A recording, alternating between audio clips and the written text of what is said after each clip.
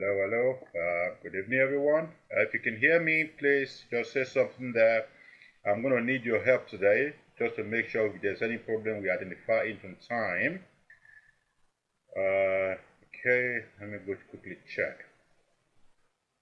Hello, everyone. My name is Edo. This is Let's Talk Show, another episode of our usual Saturday discussion about Nigeria and the situation with the people and everyone else.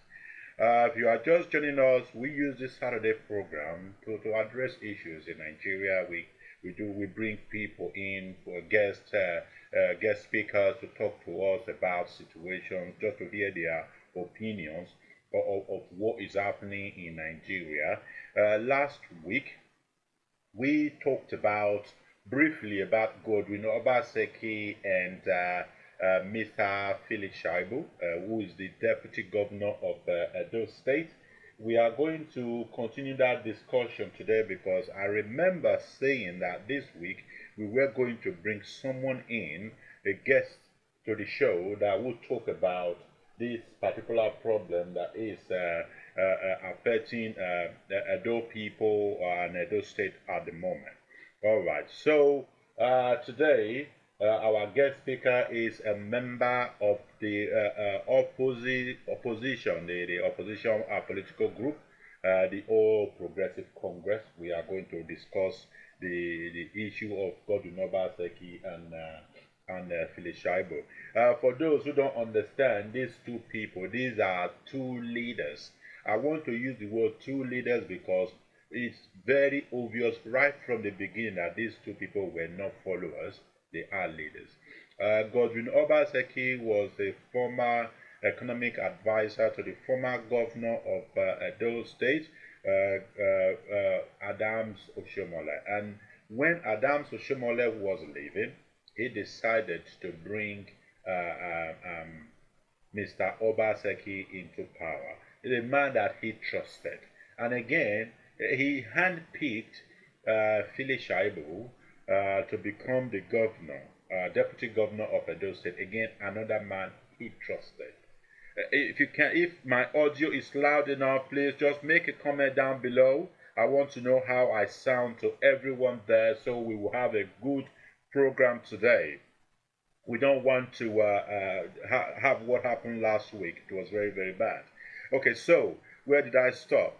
I was trying to give you a little background knowledge of Mr. Shaibu and Godwin Obaseki. So these two people became, let me put the word husband and wife partners when Oshiomhole brought them together. So at the time, first term, when Obaseki was vying for this position, Obaseki didn't have much choice to pick his own deputy because he completely 100% relied on Adams Oshiomhole to help him win. That means including Oshiomhole's choices. So the package, it was a full package. Shaibu was one of those packages. So both of them came together. They ran a very successful campaign with the help of Adams Oshiomhole, and then they won. Then it became governor and the deputy governor, who both of them had hand in hands. They were like inseparable. And then when the first term of Godwin Obaseki started, then the battle came in gradually. The Obaseki fell out of love with Adams Oshiomhole, and because of the relationship between Shaibu and Adams Oshiomhole, everyone thought that Shaibu was going to pitch tent with Oshiomhole. But as you know, politics, there is no permanent friends and there is no permanent enemy. Shaibu pitched tent with Obaseki. They both joined hands together and they fought their common enemy, and that was Adams Oshiomhole. They didn't just fight him, they ensured that he didn't have a say in what happened in their government. The first term ran successfully with fights every now and then. And after that, a second term popped up. Oshiomhole believed that they have pushed him to the background popped up from nowhere again, because the man is very resilient, and he ensured that this time around he picked who will run and respect him, and he picked Mr. Pastor Ize Iyamu. That was, these people at this time, they were in the All Progressive Congress, APC. And then it got to the time that Obaseki realized that Oshomole was having an upper hand, and he was going to push him out of the ticket for his second term.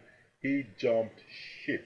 He went to the People Democratic Party, the opposition party, the PDP, and Philipshaibu followed. And these two people again, they fought a second battle. This time again, they won without the help of Adams Oshomole. But Oshomole this time was now in the opposition. They won. And you know, every deputy in Nigeria wants to be the next governor, and that is a thing, whether you like it or not. They believe that they've been loyal to their principal, to their boss, and when they want to show interest in the same office, they believe or hope that their boss will support them. But in many cases in Nigeria as well, the deputies or the governors always prefer someone outside, not their deputies. Again, I don't know. Maybe the deputy know too much of the secrets. Maybe there were some issues. They realized the deputy was not loyal enough and would not be able to protect their own interests at the time, because everybody wants their secret buried, whether when they leave position, they leave the government house. So, this is where we are now. Godwin Obaseki and Shaibu started fighting. Yes, started fighting the moment Shaibu told him that he wanted to run for the next governorship position. And when the matter first came up, Obaseki just shrugged it off and said, hey, listen, I don't want to talk about election now. I want to focus on governance. Then, as a politician that Shaibu is, he understands that particular statement, because election is coming just a few months from now. He knows that if the governor is looking for the next candidate, somebody to succeed him, he will start looking by now. So, when he got that reply, Mr. Shaibu decided to go on his own work, start trying to water the ground, start trying to help himself, lay some foundations through the help of some people, and according to Mr. Obaseki himself, it looks like Shaibu was trying to find people to put as the Speaker of the House against Obaseki's choice. And Obaseki didn't take that lightly. I think he believed it's a betrayal of trust, and is trying to disrespect him or whatever, there is a video to that effect. I'm just going to play it briefly so we can proceed. Let me go back to the main issue, what really happened and created this problem. I proclaimed the House of Assembly. He was in Abuja. Before he left, I called the chairman. The chairman is here. I said, look, I want nominations for commissioners. What we normally do, we will sit down, about 5 of us, looking at the list, local government and local government, what have been submitted. Ask the chairman. That morning, I called him for the meeting. What did he say? He said he will not attend. That is why Isako does not have commissioner. He said he will not attend. I said, okay, well, let us go ahead. I will still give him that respect for us to consider when he's ready. He then went to Abuja. What struck me, and I've never said this to anybody, is that after I proclaimed the House of Assembly, We're now going to elect officers to the House of Assembly. He was in Abuja. He came back that day. I'm the chief security officer of the state. I get any information I need. But I have that responsibility to keep quiet and use the information properly. My deputy called a leader in APC, telling that leader that during the elections the next day of the leadership, particular speaker of the House of Assembly, that he has 5 members who are loyal to him, and that he would like the 7 members of APC to work with the 5 members of PDP to produce a speaker. This information will still be corroborated by somebody else. At that point, I called the PDP members to my house just to familiarize with them. And as usual, he tried to barge in. I said, well, you cannot just come to my house. It's my private house. It's not even government house. You have to have the courtesy. But now, it is my prerogative whether I want you to come in or not. After I heard what he had done, I said, you can't come into our meeting. We met, agreed. The next day, we went to the House of Assembly. He went there, and we did what we did. As far as I'm concerned, that was not working in our common interest. Why would the deputy governor seek to have another candidate, another speakership candidate, outside of what the governor wants? Are we working together? No. That is where I now knew that we had a problem. Seek to have another candidate outside of what? To say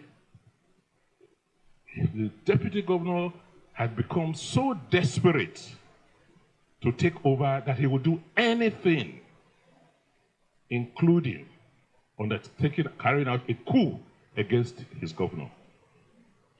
How can you say you are loyal and you don't do that sort of a thing? What was kind of disturbing was the excuses he gave in his petition. This is a matter before the courts. I don't want to talk much about it. How can somebody swear to an affidavit, right? A public officer, with information that is patently wrong and false?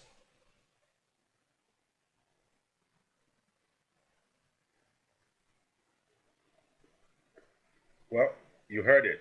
Now, I think that is where this fight started.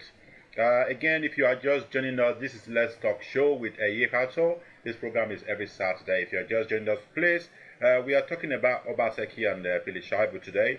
There's a number on the screen. You can call in just to contribute your opinion. You can also comment below. You can share just for more people to view.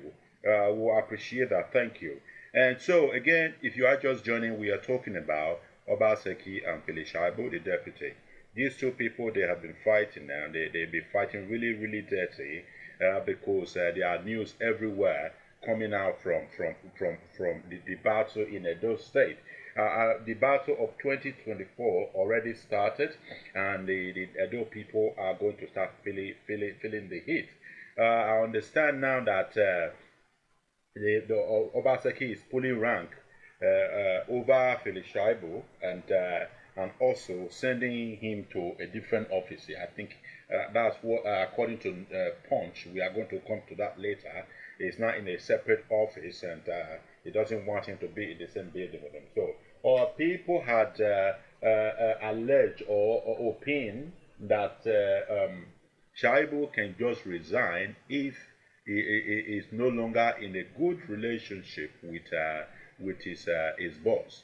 Others are saying that is not a good move. He is a deputy governor. Obaseki should be more civil and let the man finish his tenure like him. But what do you think? What do you think Obaseki should do?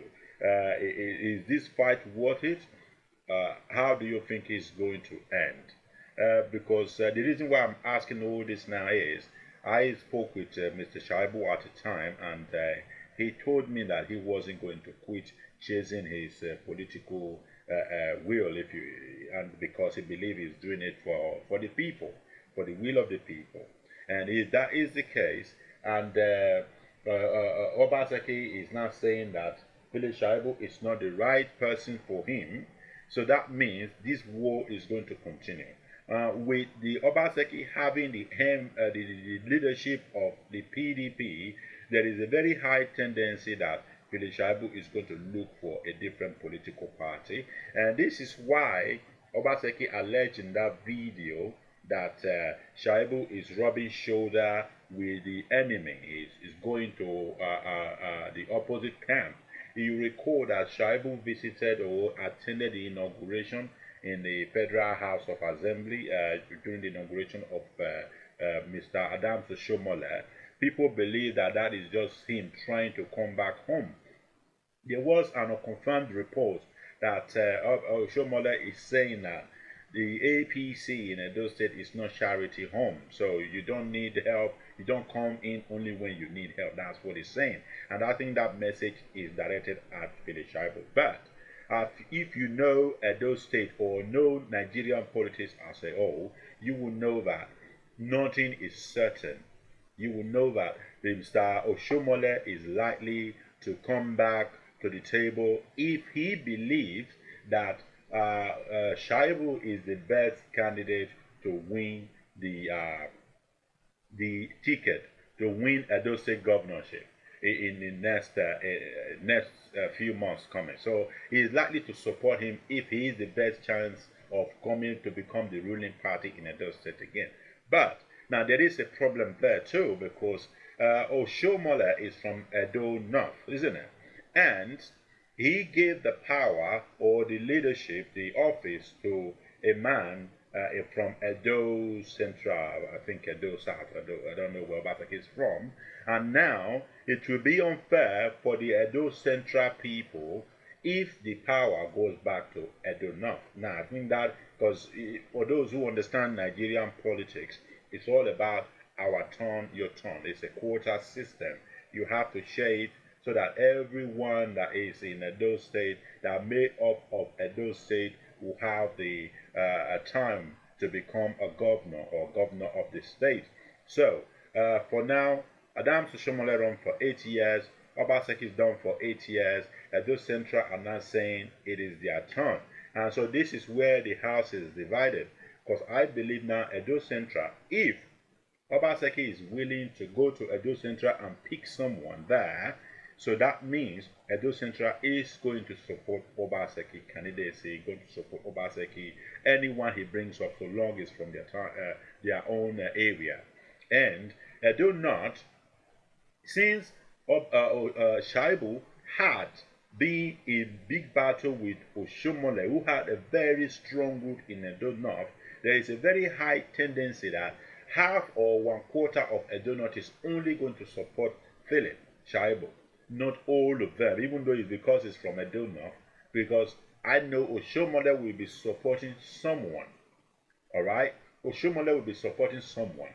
So we don't know the person or where he comes from, but we know Oshiomhole will be supporting somebody. And if Oshiomhole has the same idea as Obaseki to go to Edo Central, it means Philipshaibu is really going to be kicked out of this race. A shame anyway. But that is how it's going to go.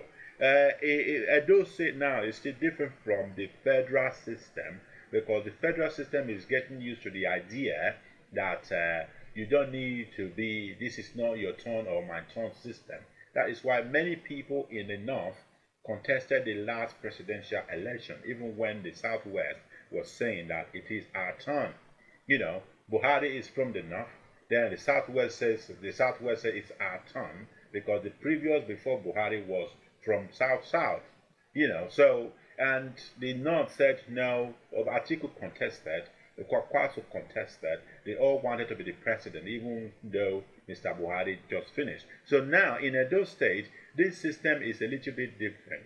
I think they tend to respect, okay, they tend to respect, hold on,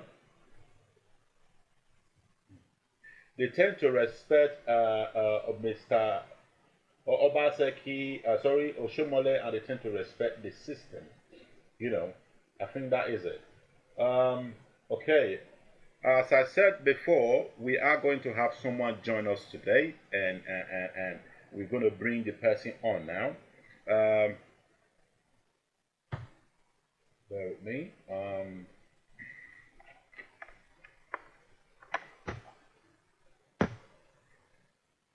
Hello, Mr. Azebaman, are you there? Yes, I can hear you. Good evening. Good evening. Would you like to come to camera? The problem is with my location. You know, as I mentioned to you earlier, there was the local government election. Oh, okay. And yeah. No, it's no problem at all. All right. Okay. So, Mr. Azebama, Chris Azebama, is a member of the All Progressive Congress in Edo State, and he is the former state secretary to the party. And he has his own opinion because a few days ago he shared his content with us, talking specifically about the deputy governor of Edo State, Mr. Philipshaibu. Mr. Azebama, thanks for joining us today. Well, I'm glad to be here. Thank you. And despite his busy sorry time today, yes. Quickly interject. For the record, I was the former state publicity secretary, not the state secretary. Sorry about that. Yes, the state publicity secretary, Mr. Chris Azebama. Yes, pardon my miss up there. Yes, so he's very busy today because we have a local government election, but he was able to join us. That's fine. So I do appreciate your time, no matter how small it is. Going back, just jumping into these fights that is happening in Edo State, what is your take on this battle that had just started between two former friends? Well, if you look at the Nigerian political terrain, it really is not that surprising. We have 36 states in Nigeria, and if you go down memory lane, take a look at history. When the current president of the Federal Republic of Nigeria, Alhaji Ahmed Bola Ahmed Tinubu, was governor of Edo State, he had a falling out with the governor, Lady Bucknor. Yeah. Various state governors have been in the same situation, and some former deputy governors were actually impeached in the course of the fallout with their bosses. Okay. So it was not entirely unexpected that there might be a falling out. And don't forget that there's always this factor, the element of human ambition. Now, if you look at the Constitution of the Federal Republic of Nigeria, 1999, as amended, the deputy governor comes into office as a running mate to the governor. He comes in on the ticket of the governor. When you pick up the expression of interest and nomination form for the office of governor, there are very detailed information that are required from you as the candidate. The deputy governor, who is your running mate at the time you are merely a candidate, does not go through this same rigorous procedure. Okay. So the deputy governor, at the stage of candidature, actually comes in, as it were, as an appendage of the office of the governor. Excuse me. So, very, very frequently, you find that once they assume office, take the oath of office, they tend to lose sight of the hierarchy of responsibilities and the history of entrance into office. That is what is playing out in Edo State currently. Okay. Mr. Philipshaibu has his eye on the governorship position in 2024. And he has said so in very clear words that ambition is personal. But the point that people are making is that there is nothing wrong if you're ambitious, but as of now, you have a constitutional rule which calls for absolute loyalty to the boss. Excuse me. In the course of being ambitious, you should not lose focus of your place and your position in the hierarchy of things. That's true. You have a constitutional role to play. And the Constitution clearly spells it out that the deputy governor shall perform those assignments and responsibilities that shall be assigned to him by the governor. Yes. That is what the Constitution says. Now, Mr. Obaseki will go down in history as one of those governors, very few of them in Nigeria, who gave very ample opportunity to his deputy to try. At a point when Mr. Governor Obaseki was going on vacation, he actually wrote to the State House of Assembly to transfer powers to Mr. Philipshaibu as acting governor. Which is a constitution. That is constitution, right? Yeah. But very few governors do it. It is a constitutional provision that if the governor is going to be away for any length of time, or for any other reason, he's not able to perform the functions of his office, he should transmit. The correct term is to transmit powers to his deputy. Yes. But very few governors actually do it. But Mr. Obaseki will go down in history as one of those few that have done so.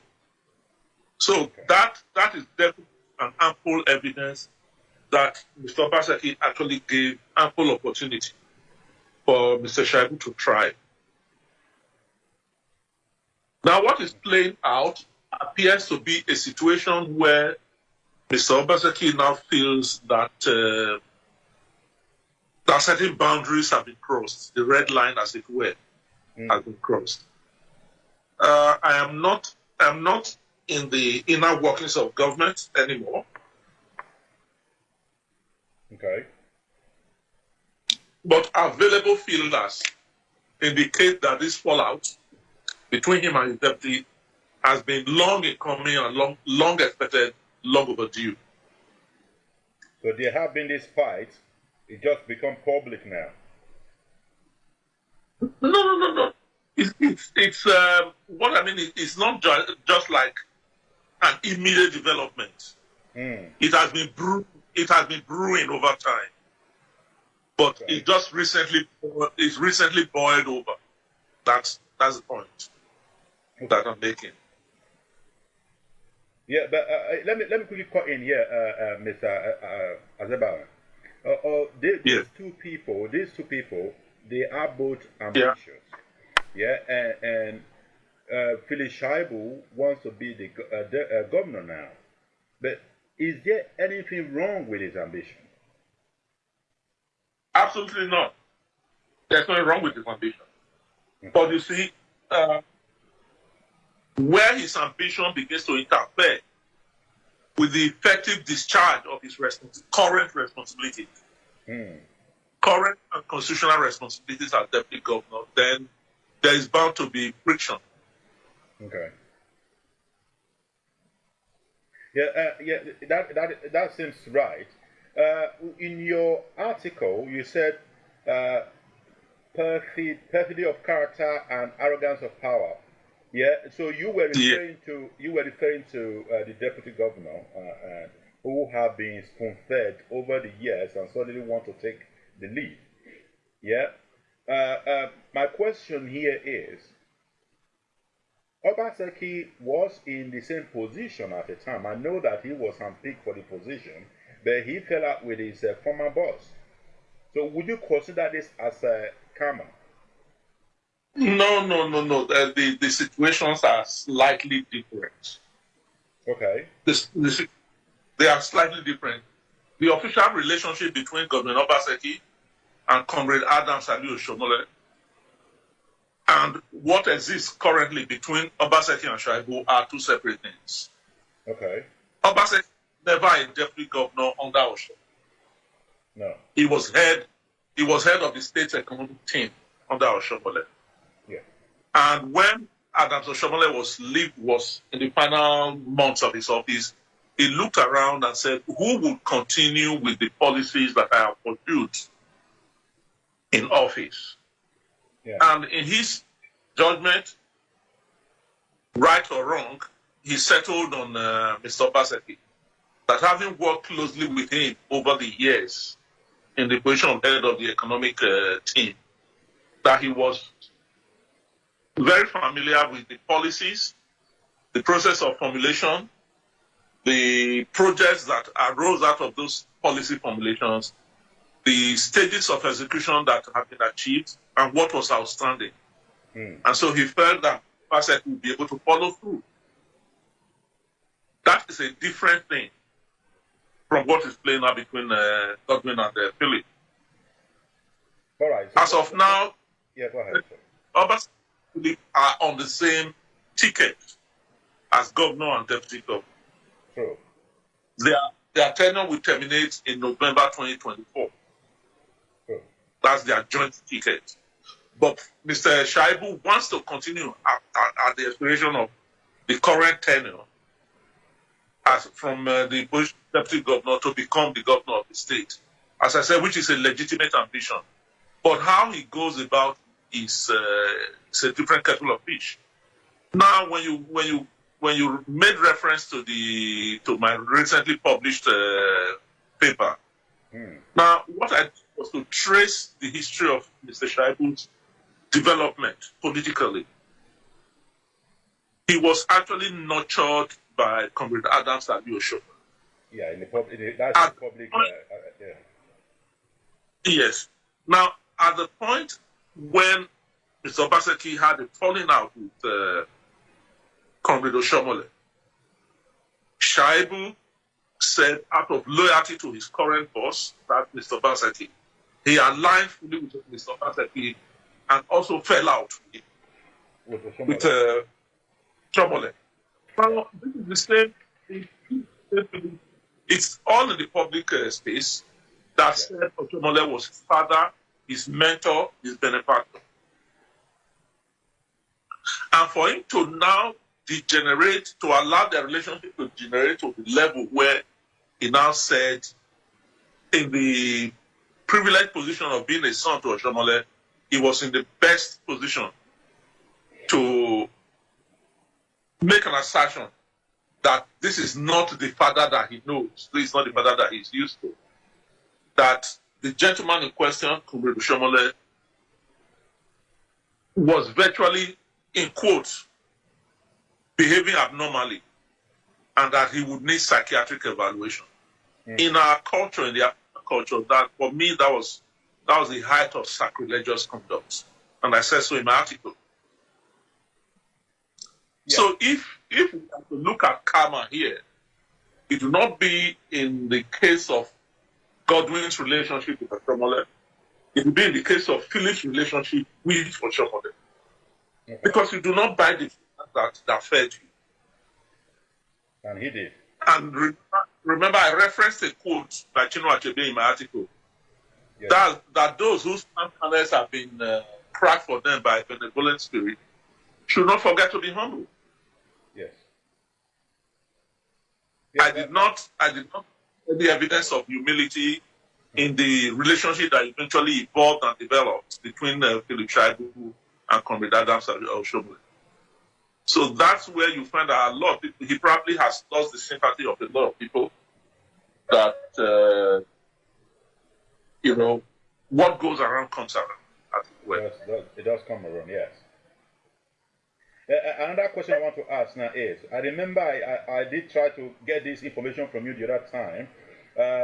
Obaseki had claimed that his deputy is rubbing shoulder with the enemy, which is your former party or your party, APC. And I also asked you the last time, do you think Philipshaibu is going to return to the APC in his bid to become the next governor? No, that's a personal decision that only Mr. Shaibu can throw light upon. He does not he does not discuss his political strategy with me. So I'm actually in no position to answer. But I'm going to return to the APC. Yeah, I'm asking that because if he returns to the APC, will APC be very accommodating to him? Will they accept him? That is my question, because that bridge was burned long ago. So I'm only asking from the perspective of the political party now, as APC as a whole, will they accept Philipshaibu if he returns? Well, politics, as everybody says or knows, is a game of numbers. The doors of every political party, APC not excluded, is always open to those who want to come in and contribute to the political fortunes of the political party, especially in the electoral contests. However, having said that, that is without bias to how such an individual would fit. To fit into the political structure, the political vision of the political party in question. If Philip were to decide to return to it, the question to address mind to is, will he fit into the structure and vision and mission of APC as a political party? Will his return add value to the political fortunes of APC as a party, especially in an electoral context? What baggage will he be bringing with him? What value will he add to the process?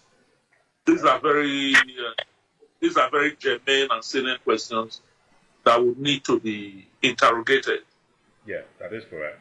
Yeah, because when I spoke with Mr. Philipshaibu, he said he wasn't stepping down. He was going to chase his dream of becoming the next governor. And Obaseki is obvious that Obaseki is not going to pick him as his right choice. So what do you think? I know you're not a mind reader. You won't be able to read what is in his mind. But where do you think this fight is leading to for Philipshaibu? I would say your guess is as good as mine. That's the truth. Your guess is as good as mine in the sense that political activities can be very fluid. Very, very fluid. The development can be fast-paced, and then the unexpected can happen in politics at any point in time. As I said, the vision of any political party is to win electoral contests. And if a particular individual is perceived as capable of adding value to that process, then of course the political party through its doors wide open. That, of course, is assuming all other things are equal. And unfortunately in politics, all other things are never equal. Never, yeah. Well, okay, another question I ask is, the latest report is that Obaseki has relocated his deputy governor to a new office outside the government house. Is that appropriate? I understand that Philipshaibu is not in his good book at the moment. Hello? Okay, I think we lost him. I hope he comes back so we can finish this discussion. It's been very interesting. If you are just joining this program, this is Let's Talk Show with Edo. We use this program to talk about Nigerian situation. We talk about the corruption. We talk about politics and crime in Nigeria in general. But this week, we are focusing on the fight between Godwin Obaseki and his deputy. Sorry, okay. I lost you there for a moment. Hold on the line. Don't go anywhere. We'll go on a quick, short break. Right.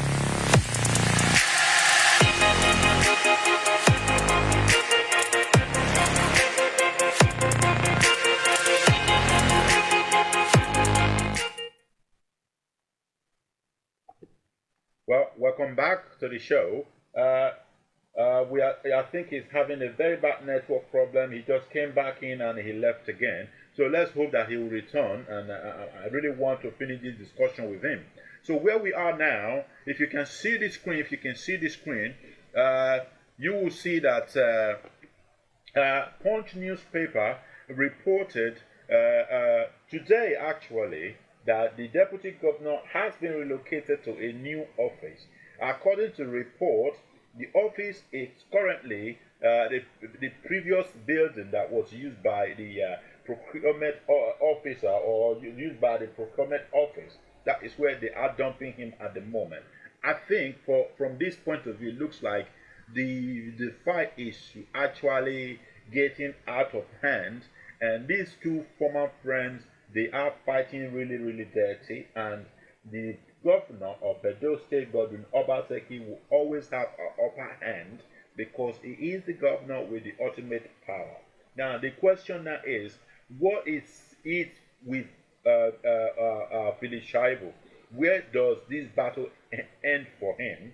If you are just joining the show, don't forget to call in. The number is on the screen. We would like to hear from you. We want to know, what do you think? How do you think this fight is going to end for Shaibu and Godwin Obaseki? I'm going to read out a comment by Stanley Ekato. It says, Nigerian politics is messy. I wouldn't be surprised if Shaibu runs back to APC because of politicians are shameless and have no honor. Well, yes, in Nigeria, jumping ship, changing political party is very easy. There is no barrier stopping them. There is no. It's not like in the UK government where if you are conservative, you remain. If you are Labour, you remain. Your father will be Labour, you become Labour, and it happens in the US. The same thing with Democrat and the Republican. So, but in Nigeria, you can be APC this morning, you wake up the next morning, you are PDP, then before you know you are MP. That is different. But yes, we don't know where Philipshaibu is going to go. But I think when I spoke with him, he's very determined that he wants to proceed with his own political race. All right, so we have Mr. Azebama join us back now. I hope this network stays back. Mr. Azebama, thank you again for coming in. I know that the network is giving us a little problem here and there. All right? Okay. Yeah. All right. Okay, so the question I was going to ask before you got disconnected is, Obaseki and they are right at this place. It's getting a little bit dirty because the Punch newspaper reported that the deputy governor has been relocated to a new office outside the government house. I understand these two people are fighting. Do you think this move, this decision by the governor is appropriate? Well, my personal take on that is that the office of the deputy governor, in terms of physical location, is really not vital to the functions of his office. As long as the facilities that will enable him perform and discharge his assigned roles and responsibilities are there, provided for him, it doesn't matter where the location is. Yeah, but this building I'm looking at right now, sorry to cut in. This building I'm looking at right now, it looks not very executive in nature. The ground is very tattered.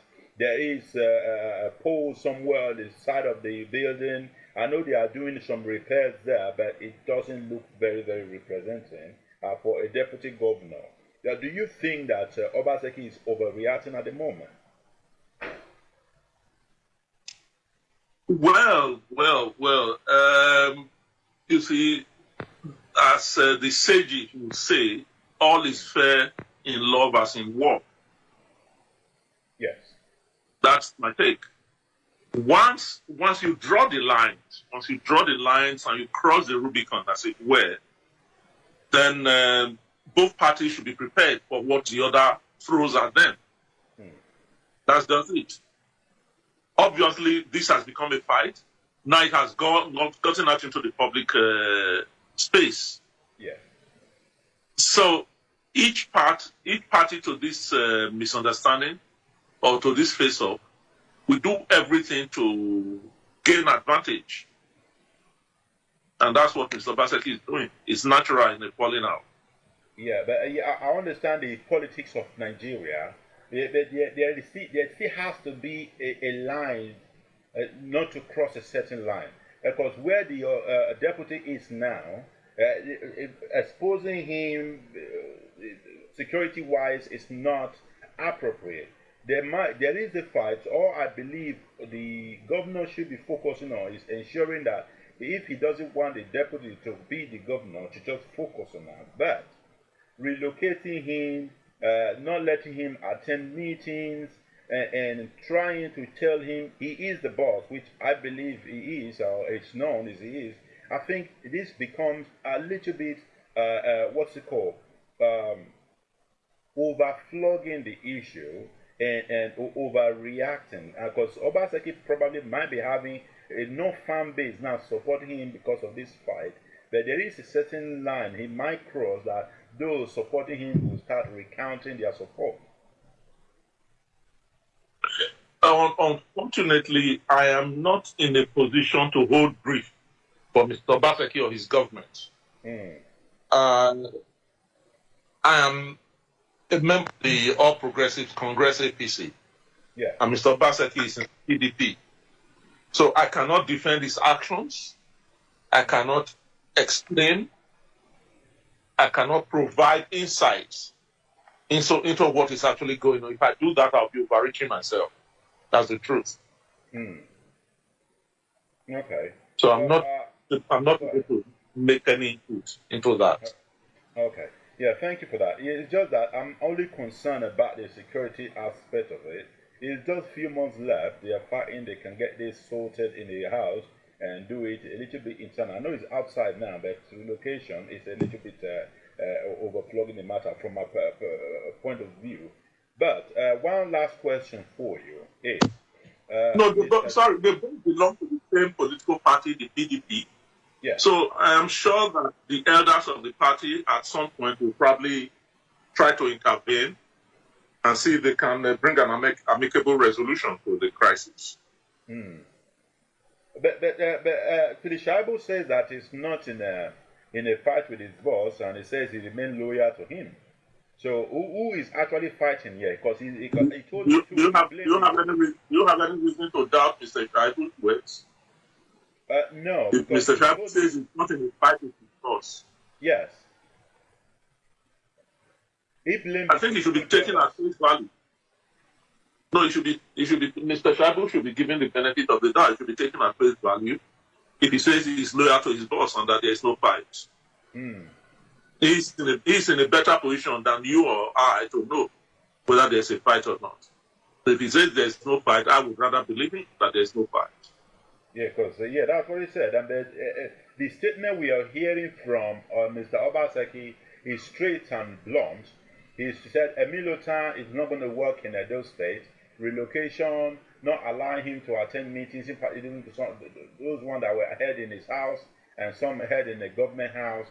So if Obaseki is reacting like this, and the deputy that we believe is in fight with is claiming that it is the handwork of the political jobbers, so it's a bit confusing to Edo people. Yeah. The only matter of concern to me as an Edo man is that the interest, the welfare of Edo people should not suffer because of this face-off. Because as is usually said, when two elephants fight, the grass suffers.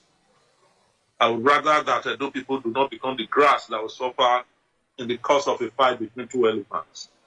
That's all. Yeah. But I am in no position to hold brief for either Mr. Obaseki or for Mr. Shaibu. The opinions I have expressed are private and individual to me. Private and personal to me. Okay. Yeah, one of the comments on Facebook from Ogbemudia says, I would like to hear from Mr. Chris to stand, he stands on the plan of Mr. Philipshaibu joining their party. Yeah, I know you've answered that earlier. Just that is the comment from one of the person on Facebook saying he would like to hear your view on Mr. Shaibu joining your party. Yeah. Perhaps on a lighter note, Comrade Adams Oshomole was asked the same question, yeah. and he's famously quoted to have said that the APC is not a charity. It's not an IDP camp for displaced political office holders. Yes. So that's what our leader said, and I'm sure that that reflects the general feeling. As I told you earlier, a political party would normally look at the value added such an individual would bring, and the baggage, negative baggage that such an individual would bring. And so if it is not in the overall interest of a political party to absorb that individual, then of course it will shut the door in the person's face. Well, Mr. Azebawan, I want to say thank you for taking the time to join us today. If you've been listening, you'll be listening to Mr. Chris Azebawan, is the former state publicity secretary of the APC. He's the former, as I put it there, and he took time to join us today despite his busy schedule to just discuss this matter. So I want to say thank you again for the time you created. My pleasure. Thank you for having me. You're welcome. Okay, so for everyone out there, if you are just joining us, remember this is Let's Talk Show with Yekato. We discuss this every Saturday, 7 o'clock, and this week we use this time to talk about Adam Soshomole, Godwin Obaseki, and particularly Philipshaibu, the deputy, who have been in the big fight with his boss, Godwin Obaseki. And the level of the fight now is getting out of hand. It's making Edo people very nervous. And we still have a few months to go. We don't know what's going to happen next. We don't know the fate of Mr. Shaibu. We don't know. We know what the plan or the next step. I can predict the next step of Godwin Obaseki, but I wouldn't know the next step for Philipshaibu, who is the deputy governor, who had gone bridge with Oshomole, a place he could have gone to now, and cannot unseat his boss in order for him to make himself governor, because the man still has a very strong whip there. And so he is the one that is floating at the moment, and it's only fair for the comment we'll be hearing from him that he's not fighting with his boss, because there is no way he is going to win it. There is no way, because if he goes to the left, he fails. If he goes to the right, there is no. If he could return to APC and pick the ticket there, be supported by the Adam Soshomole and the party, I'm sure he will have a different energy. But what I don't get for him now is he's not going to quit running the race. He's not going to get it from PDP Obaseki. He's not going to get it from, or it's not likely going to get it from the APC. So what is his political future, at least for the next 1 year? That is what we don't know at the moment. If you have anything you want to add to this discussion today, all you need to do is put your comment below, or you can also write a message to us on news@tstga.com. You can send me a message on WhatsApp or Facebook Messenger. I'm very happy to entertain everything. We do appreciate everyone that joined us today. Remember, it is 7 o'clock every week, and this is beginning of the discussion, because there will be a lot of development as we go closer to the election in 2024. So thank you all for joining us today, and we'll be drawing the curtain now, and God bless you. Enjoy the rest of your week.